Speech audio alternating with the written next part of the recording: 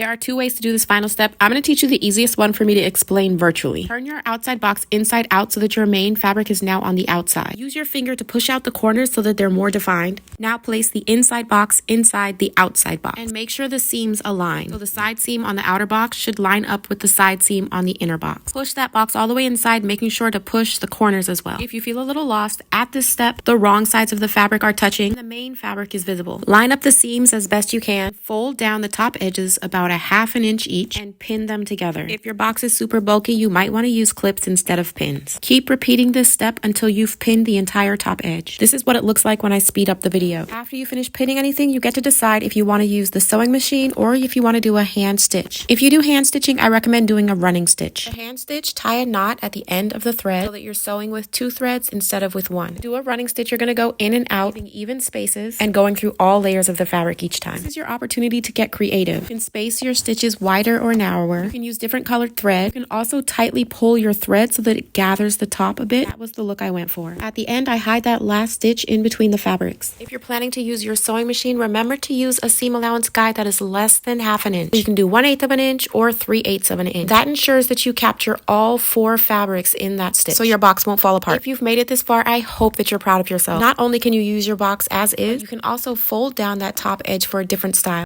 And if you used a different fabric on the inside, your box is now reversible too. Congratulations, I can't wait to see your boxes. We can go live to do this last step together. I'll also post this video on YT so you can slow it down if you need to. And don't forget to post your photos in the Discord. See you at next class.